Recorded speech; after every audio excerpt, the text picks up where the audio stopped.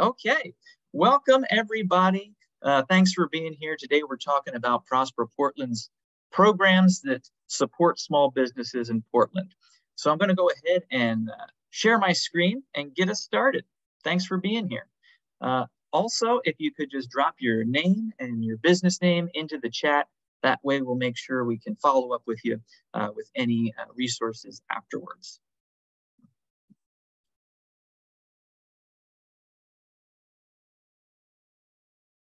Okay. So let's talk about Prosper Portland and their small business program. So first things first, we're going to talk about the Portland Small Business Hub. And our first speaker is Dan Ruan from Prosper Portland. Thanks for being here. Hi, how you doing?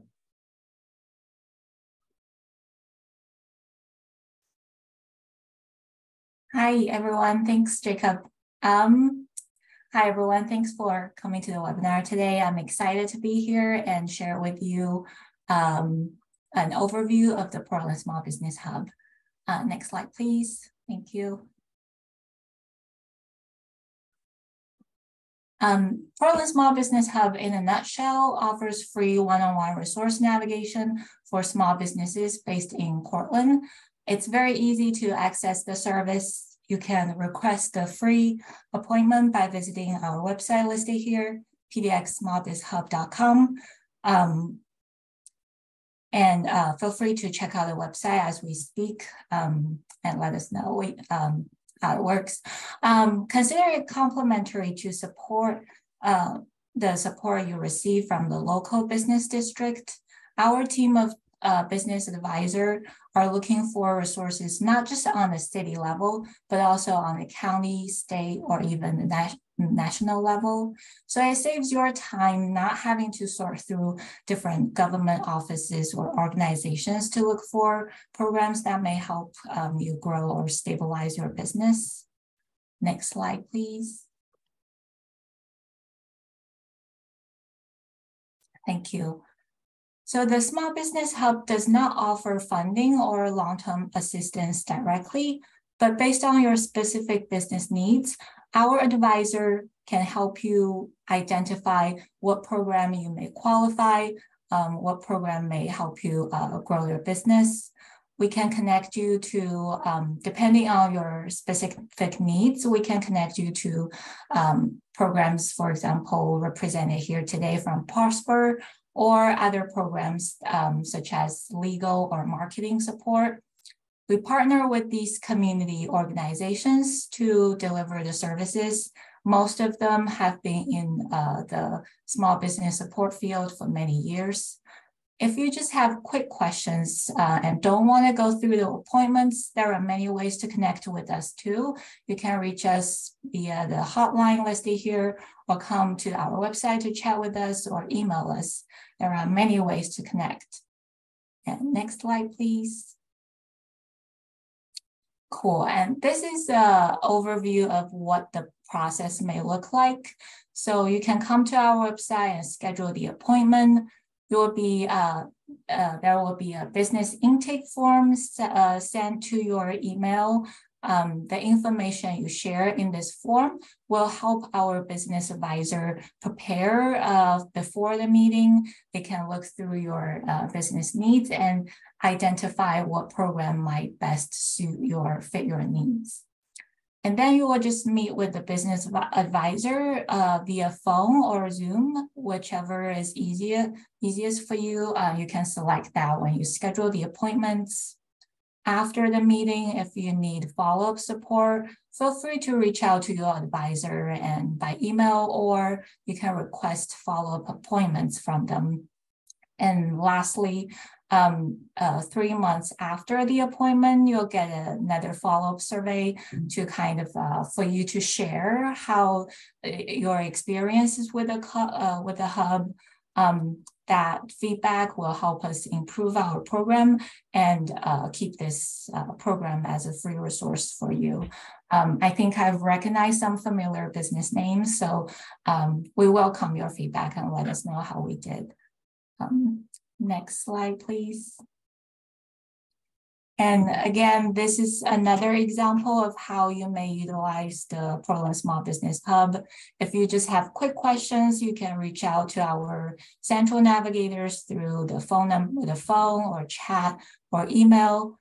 And if you need further assistance, you can schedule the appointments on our website to get one-on-one support from our advisors. So with all the challenges small businesses are facing these days, I imagine it's a lot of work for you to just focus on managing your businesses. So just want to let you know, you're not alone. You don't have to do it on your own. We're here to support. Check us out and see what program may help you stabilize or grow your business. Next slide, please. Again, feel free to reach out to us, see what's available to you. And yeah, thank you. I will pass it to my colleague Yvonne to talk about Inclusive Business Resource Network. Thank you. Great, thanks, Dan. Thanks everyone for being here. Appreciate your time in this space. My name is Yvonne Smoker. I use she, her pronouns, and I'm one of the program managers for the Inclusive Business Resource Network. It's a mouthful, so we abbreviate it to IBRN, or the network. I'm here to talk to you about the IBRN. Next slide, please. So what is the Inclusive Business Resource Network? It is a citywide program that brings together multiple services for small businesses in a single network for entrepreneurs.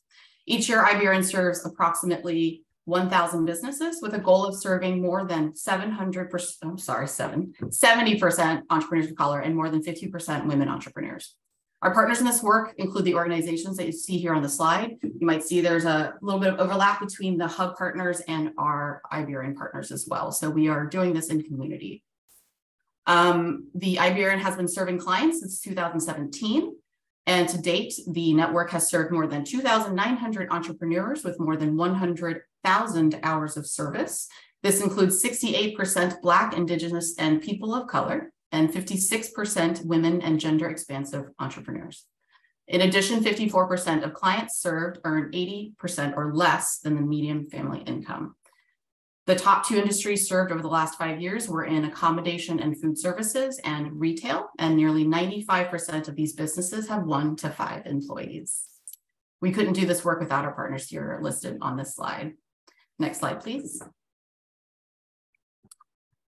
IBRN aims to support traditionally underserved business owners to build wealth and develop assets for themselves and their community by centering the needs of business owners of color, prioritizing outcomes in program and budget decisions, and by convening an inclusive community of practice. Prosper Portland's role as a program manager is to ensure the program centers the voices of business owners of color.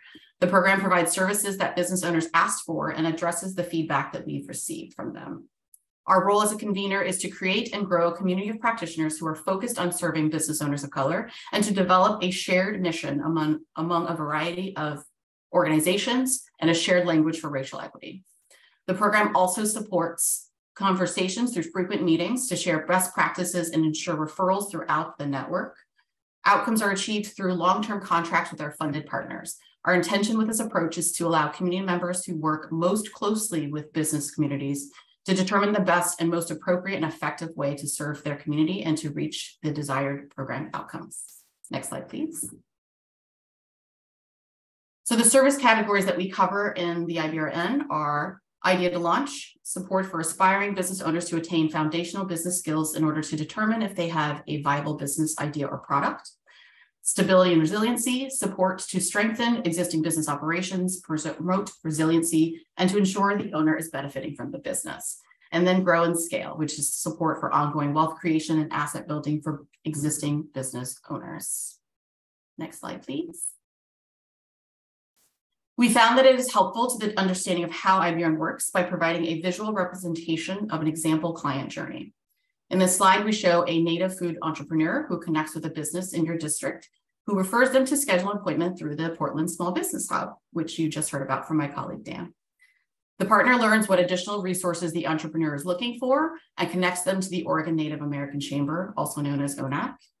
In addition to providing one-on-one technical assistance, ONAC also connects the entrepreneur to the Portland Community College Small Business Development Center, also known as PCC SBDC, for a Getting Your Recipe to Market class and refers them to the Small Business Legal Clinic to support with setting up their entity.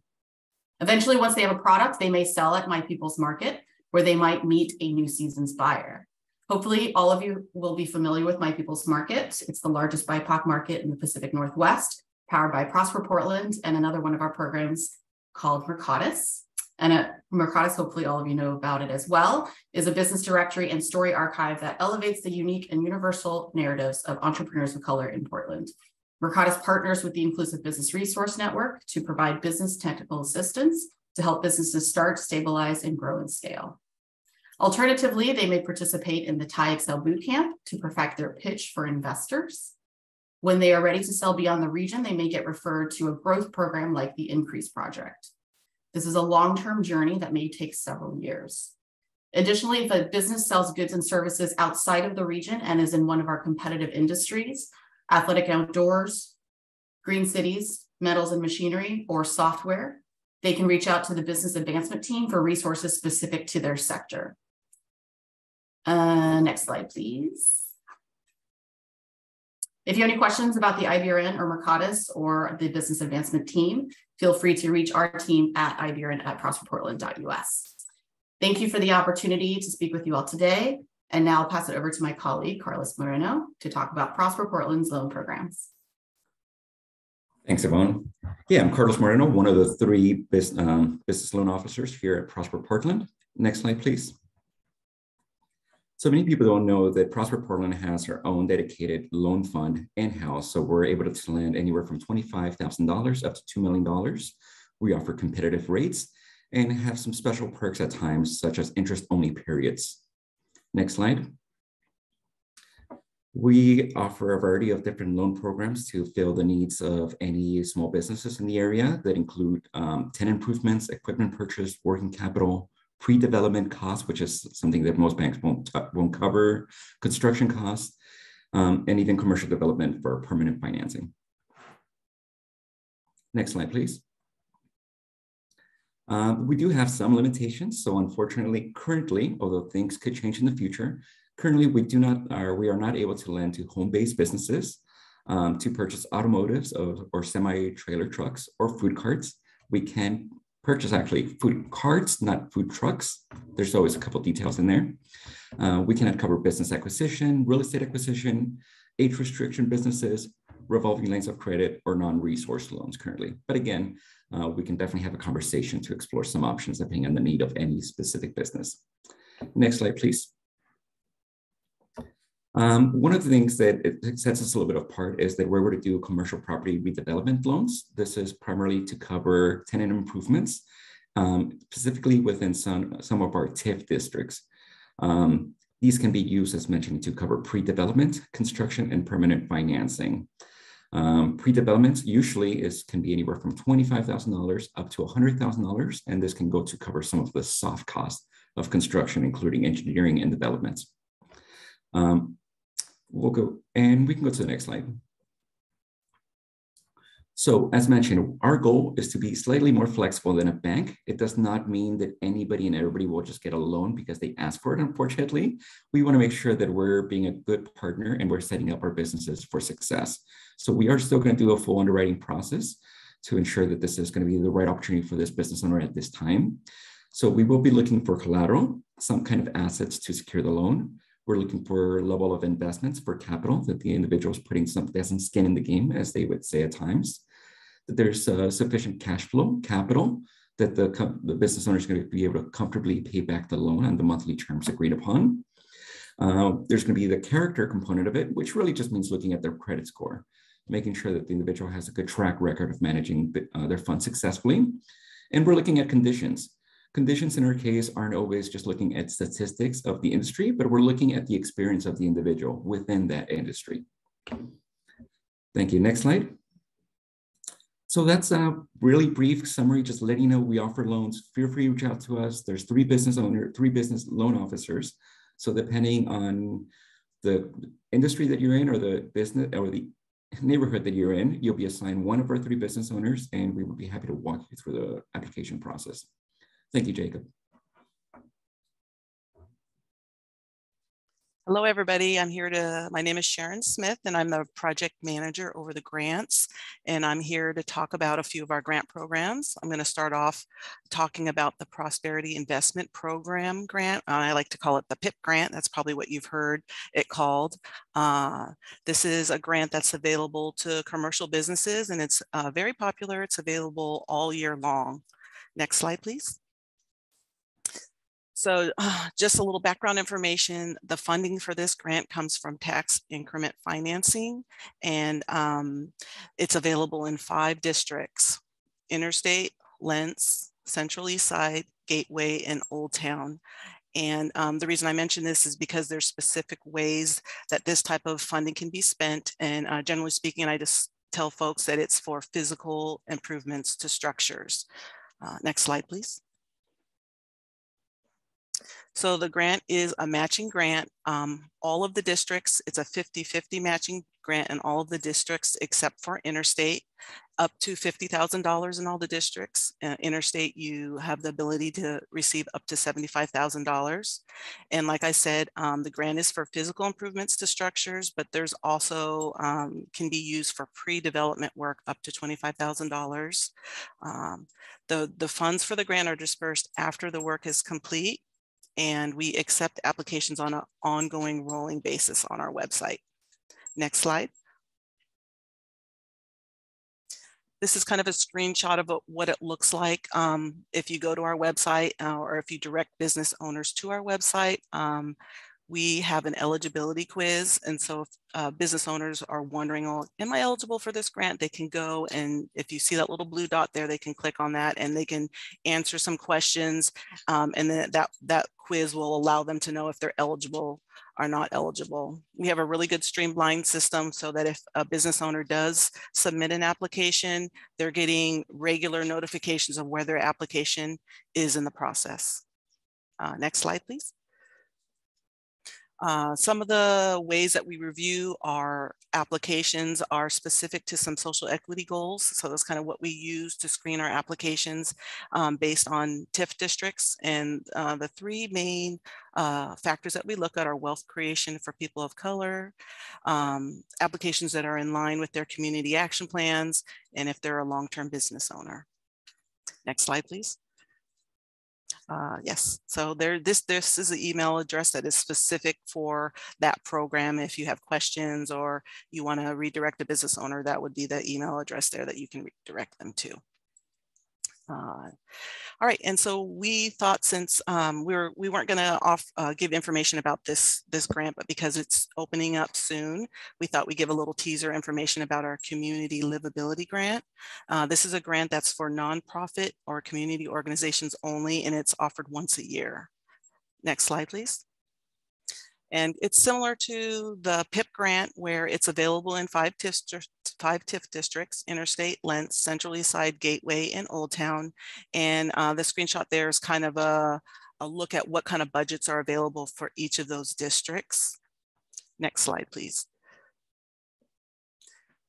Just a little bit more information about this grant. It's for nonprofits, neighborhood business associations, and neighborhood groups. The maximum grant award is $300,000, but generally speaking, the award amount is between $10,000 to $50,000. The grant can be used for physical improvements and soft costs, and the application window is just 1 time per year.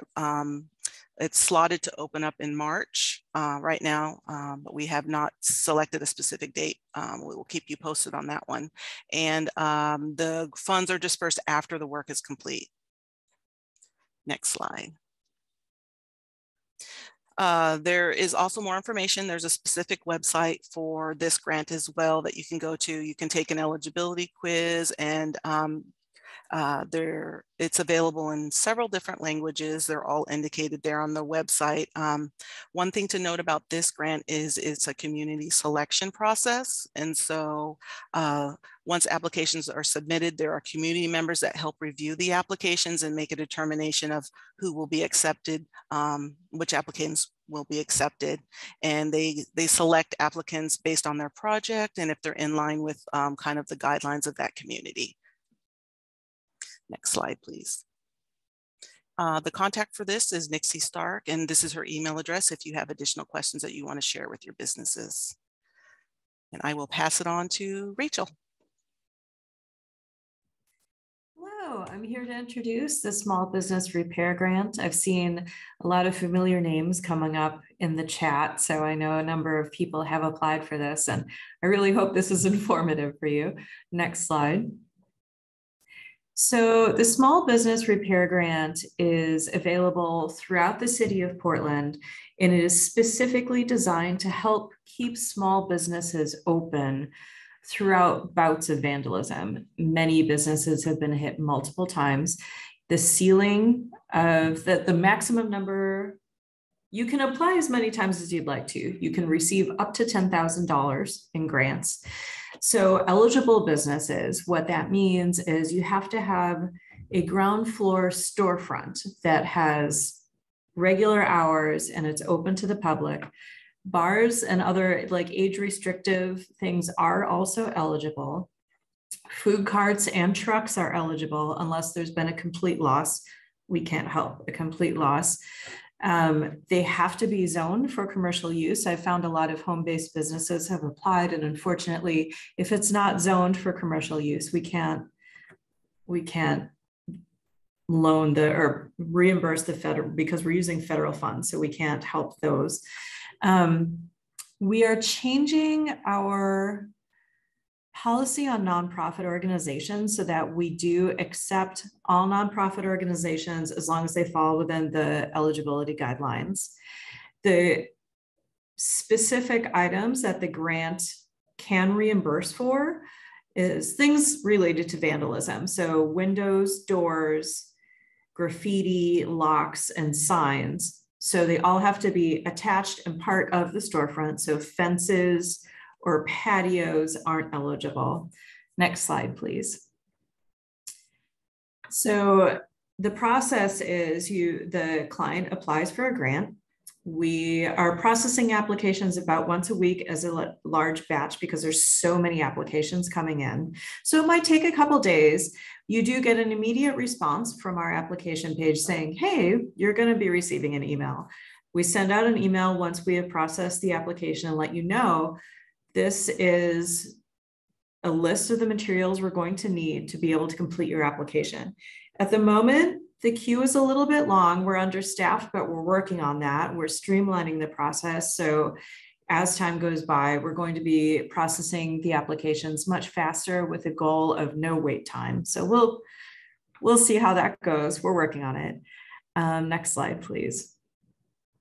That's the email address for the repair grants. If you have any questions, please absolutely email us there. There's always somebody on this mailbox, and we're very responsive to questions. That's all. Thank you. Okay, is Amanda here? I think Amanda. Hi, good afternoon, everybody. My name is Amanda Park. I use she, her pronouns, and I'm the project manager for the newly formed Office of Events and Film. And I'm very excited to share with you all about our community event grant. Next slide. We have about $550,000 in City General Fund that we're dispersing this year in this grant opportunity that opened today. We have three primary focuses. One, providing economic benefit for communities and small businesses, engaging with diverse communities, and adding joy and opportunities for connection and civic pride to Portland. These are direct cash grants for qualified applicants. Next slide. To be eligible, your event must take place in the city of Portland, and it should be hosted by somebody within the city of Portland. So it could be an individual or a business or a nonprofit organization, but that applicant should be within the city of Portland. Events must be open to all ages and need to take place between April 1st and September 30th. In addition, the fund prioritizes underrepresented communities. And when we say that, we're referring to people in places that historically and currently have not had equitable access to infrastructure, healthy environments, housing choices, etc. Next slide. So our timeline, applications open. They're open. February 15th, we have 2 Zoom sessions available for folks to sign up and have some questions answered. And then March 3rd, the applications close. It's, I think the application in total has 20 questions or so. It shouldn't be too arduous, but we do have support available for folks that are looking for support. And then disbursements happening mid-April. So it's a pretty quick turnaround. Next slide.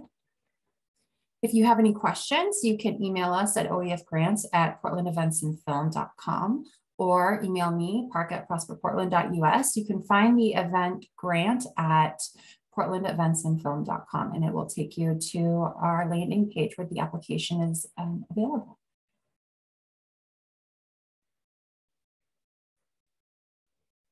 Okay, thank you all for all that information. A lot of great resources for businesses to take advantage of. So I really appreciate you kind of walking through that. I'm sure people have questions, so we're going to reserve the rest of the time to answer any questions you have about any of the programs that we've discussed. So feel free to go ahead and drop that into the chat, and we'll get to as many as we can.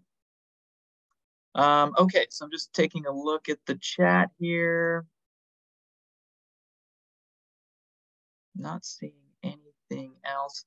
Feel free also to raise your hand if you have any questions about the specific programs, how your business can get involved. Does your business qualify? Or if you want to just talk about if you're a business that has taken advantage of one of these programs and want to talk about your experience. I know that can be daunting for some businesses maybe that haven't applied for things like this before. So if you have a great experience, let's go ahead and hear about it. Yeah, Matthew. Yeah, just a quick question on the events grant discussed, and if there's a thought, is that for one-off events, like a singular event, or have you do you consider recurring events also eligible? Recurring event is eligible, but the amount available is up to 5,000. So if you had a series of 5 events, there's still only 5,000 for the series. Thank you. Mm-hmm. Okay, up next is Damon. Yes, I was just gonna ask, because it was going by kind of fast. The Project Increase grant that you had there, I didn't see I wanted to make sure that I had the proper email address. Is there any way that you can reshare that in the chat, or well, basically all of the ones that was there? So I got a few of them, but I wanted to make sure that I got the correct email addresses to where I could contact the people at. Sure. Are you talking about the PIP grant and the CLG grant? Yes. Yes, I can put that in the chat. Thank you very much. Sure.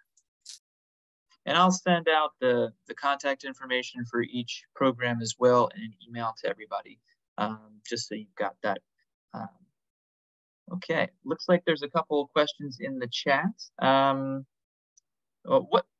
Benedict asks, what constitutes a small business? Is there a maximum number of employees to qualify?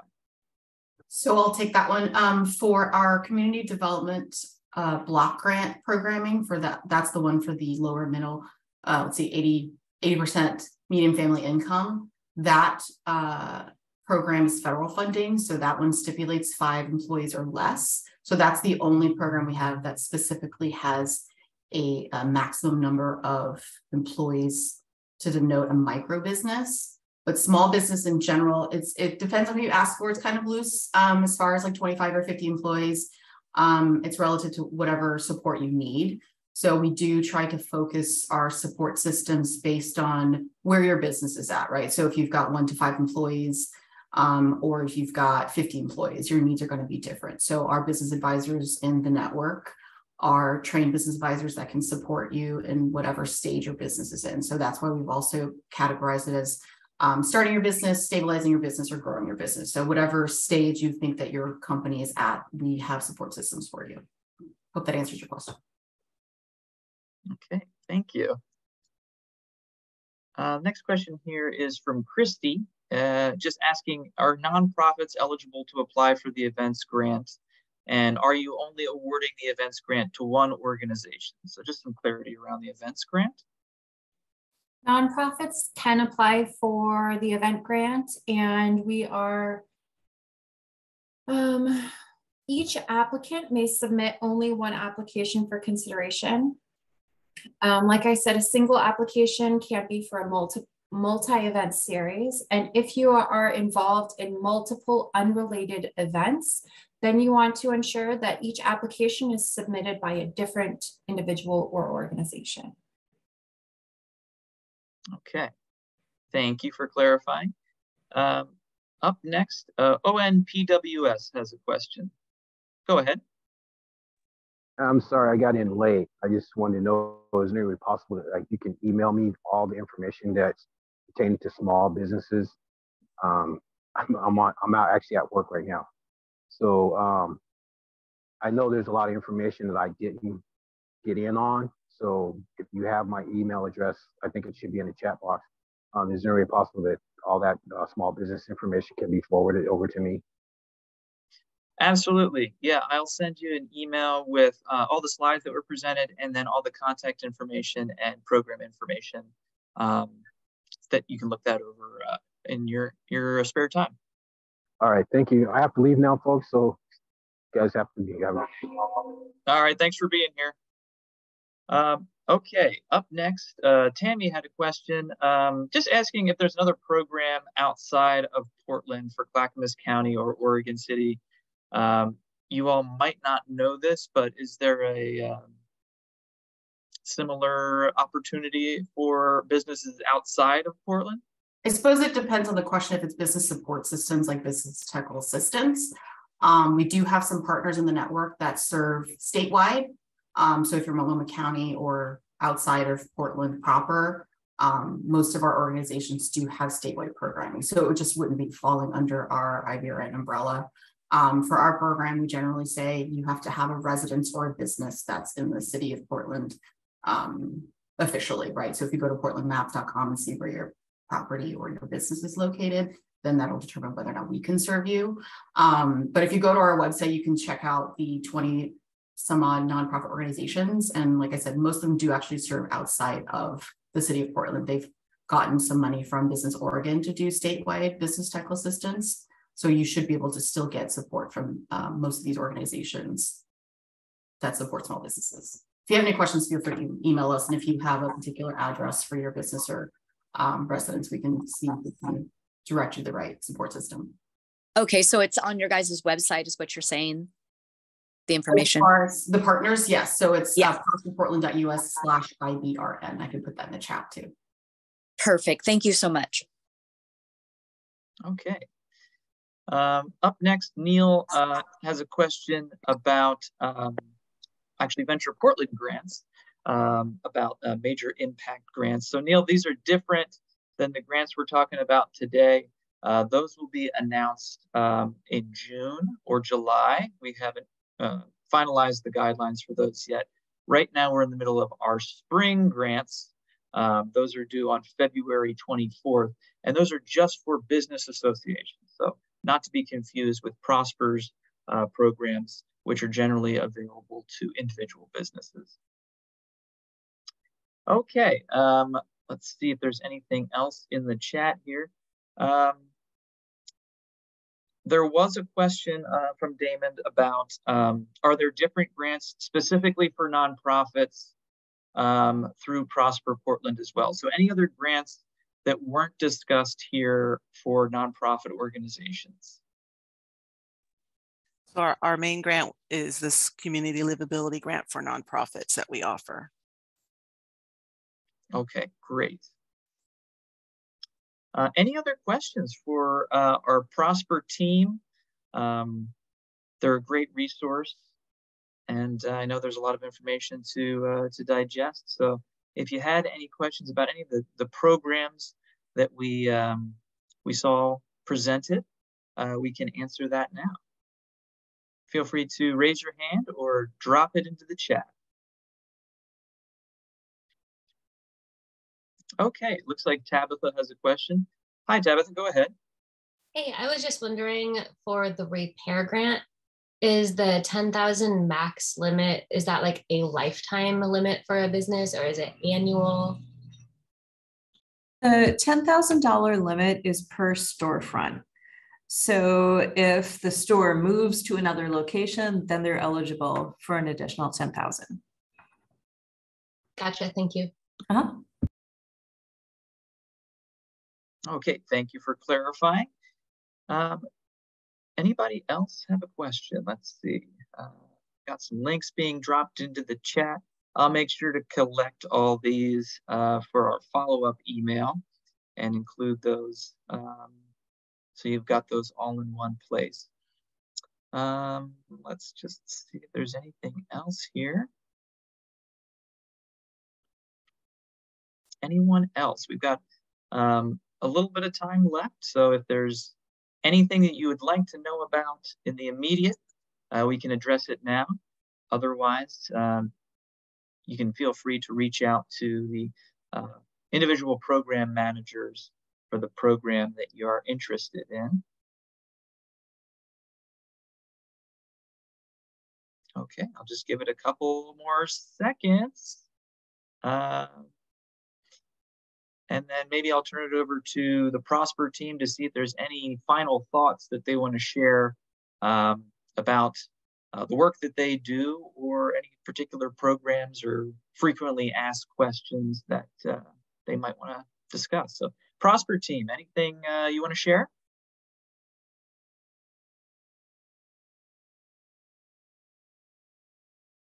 I'll just say thanks for allowing us to be in this space and be able to share out about our programs. We're here to support businesses, small and large, and even a few nonprofit organizations that provide services to the community.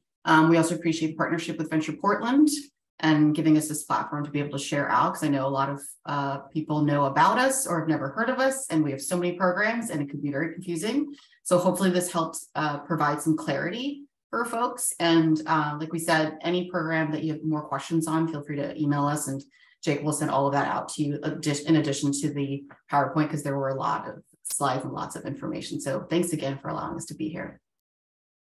Thank you for being here. Prosper is a great organization, and I hope that businesses can take advantage of the valuable program. So definitely visit the website and keep a lookout for the email from me with all the things that we discussed today. But in the meantime, if there's no other questions, we will give you the last 19 minutes of your day back and certainly be continuing the conversation soon. So thank you all for being here and have a great rest of your day.